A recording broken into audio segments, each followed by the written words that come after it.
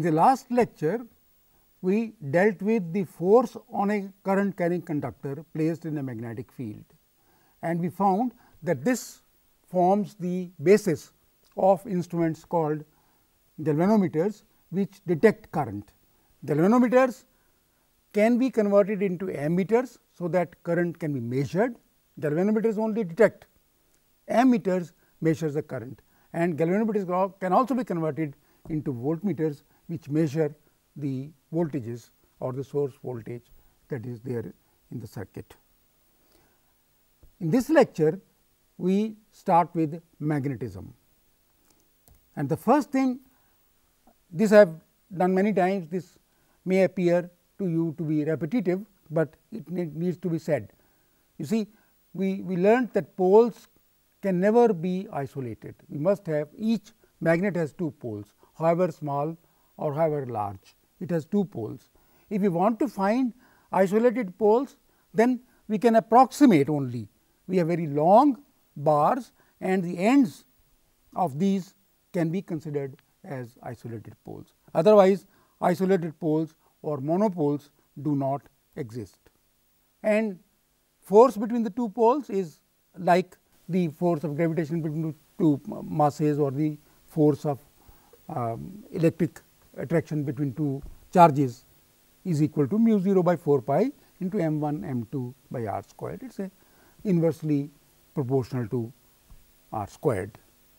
And the Gauss law, again like we did in the previous one or two lectures, is B dot d s is equal to 0, which is a statement of the fact that monopoles do not exist, and which also tells us that the magnetic field lines must form loops. This we have done. So, I am going through this quickly. The magnetic field intensity we can define in the same way as the electric field intensity. We say that if there is a magnet, it creates around itself a field, in which if another magnet or a current or a charge is coming, then it will feel the effect of this field, and the intensity of this field formally can be defined as this. We never get this field, actually we have field due to a dipole all the time. And like other fields, magnetic field also is depicted or pictured through the field lines, magnetic field lines. And you must have done this experiment of drawing the magnetic field lines due to a bar magnet. And you also know that the tangent to a line, whether it is electric field line or magnetic field line, the tangent to such a line gives us the direction of the field. And since the tangent gives the direction of the field, the two lines cannot cross, because then there are two tangents and there will be two directions of the field, which is not possible. At each point the field is unique, it has a certain direction, it does not have two directions, and therefore, the two lines cannot cross. There is a tension along the lines of force. I have told you many times before that the lines of force or the magnetic field lines, they act like springs. If I stretched springs, if I let them go, then the spring contracts. Similarly, the field lines also tend to contract, and they give rise to, because of this effect of contraction along the length, they give rise to the attraction between the two opposite poles. And they also have lateral pressure, that there is a pressure across the lines of force, and this gives rise to the repulsion between similar poles. Now, a short bar magnet acts like a magnetic dipole, and its moment we have seen is the strength of the pole into the distance between the poles. It does not matter whether they are in a straight line or not. Even if the magnet is bent like this, the dipole moment would be the distance between these two poles and the strength of the pole. It does not matter what the shape of the magnet is. The distance between the two poles and the strength of the pole, the product of these two is called the dipole moment of the magnet. And magnetic dipole behaves exactly like an electric dipole, which we have done many times before, and therefore, I just quote the results. The method of finding the expressions is the same. So, I just quote the result and draw parallel between the electric and magnetic dipoles.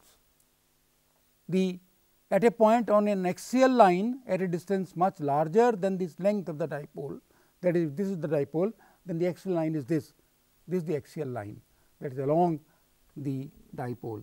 The field is given by mu 0 by 4 pi into 2 m by r cubed. M, you remember, is the magnetic moment of the dipole.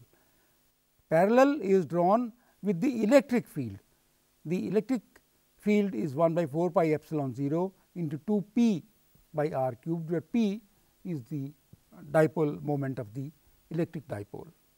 At a point on the equatorial line of at a distance much larger than the length of the dipole, that is, if this is the dipole, then I am finding the field at a point on a line which is perpendicular to the dipole, then the magnetic field is given by mu 0 by 4 pi into m by r cubed, where m is the magnetic moment, and the corresponding case in the electric field would be E equal to 1 by 4 pi epsilon 0 p by r cubed, where p is the electric dipole moment.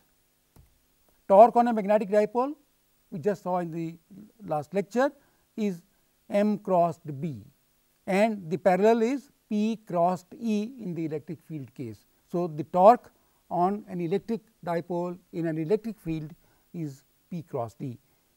The torque on a magnetic dipole in a magnetic field is m cross b, and the work done or the potential energy of a dipole in a uniform magnetic field is minus m dot b. So, you see it is energy, therefore, it cannot be vector, it must be dot product. So, minus m dot b, and the parallel case is minus p dot E in the electric case. Time period of oscillations of a dipole in a uniform field, you see, if I have a uniform magnetic field and shift it slightly, then it starts oscillating. Similarly, with the electric field, and you can easily show that these oscillations are simple harmonic. Remember, what is a simple harmonic oscillation?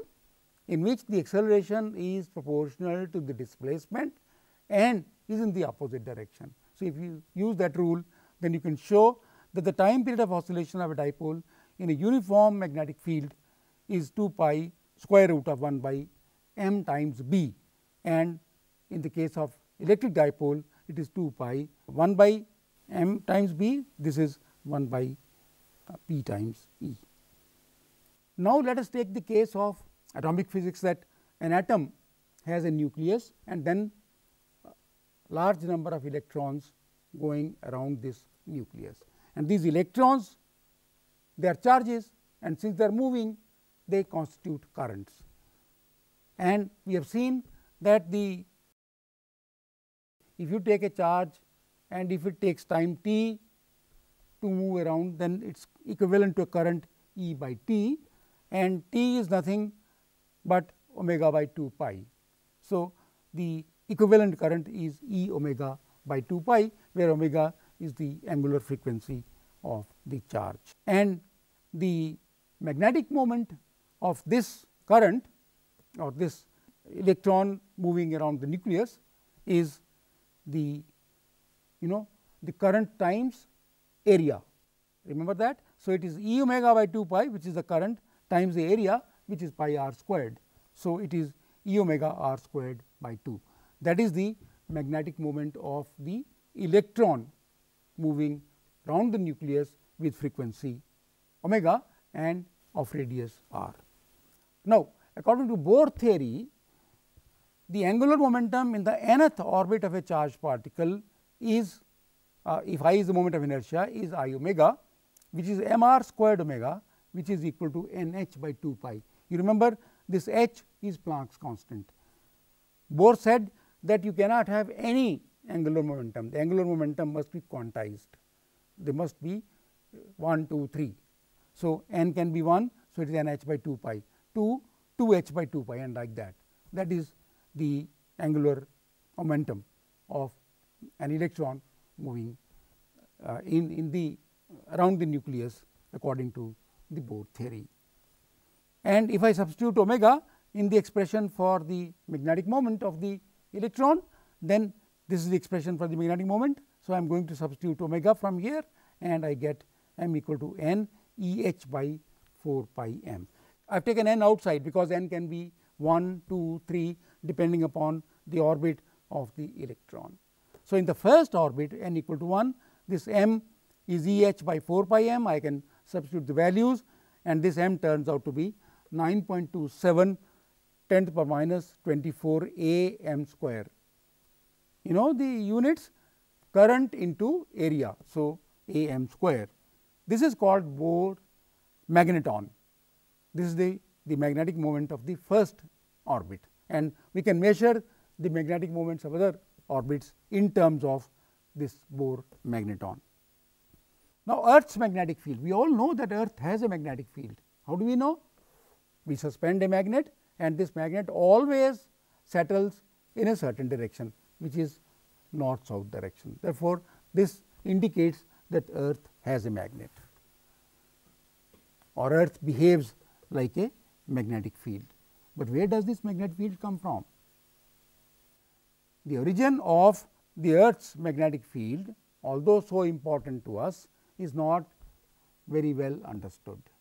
But scientists know that there are three things that must be there for a magnetic field to develop, for a magnetic field to become considerable. And what are those three things? A seed magnetic field, that means a very weak magnetic field must be there to begin with.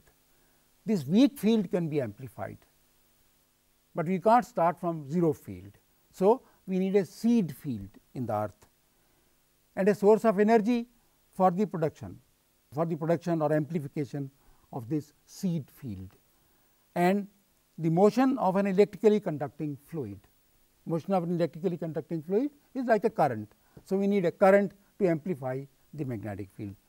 You know, current has a magnetic field, therefore, it can in some way amplify the present or the existing magnetic field. Conducting fluid is equivalent to an electric current. It interacts with the seed field and sets up complex processes which amplify this field and maintains this amplified field. And these complex processes are not yet fully understood. The evidence of the presence of a seed field comes from the fact that all cosmic bodies, maybe planet, maybe star, maybe a galaxy, maybe anything, all bodies, all celestial bodies, all cosmic bodies have a magnetic field, whether weak or strong, that is a different matter, but they must have a magnetic field. Therefore, the earth must have a seed field to begin with. The energy for the production of the field, you see, magnetic field, V is a magnetic field. If we are going to increase it, then the magnetic energy will increase. So, energy has to come from somewhere, and what is that somewhere? The energy can come from the rotation of the earth or the convection set up by the heavy matter going down towards the center of the earth and lighter matter coming up. So, this convection or the rotation of the earth can contribute energy if required. Where does the motion of the conducting fluid come?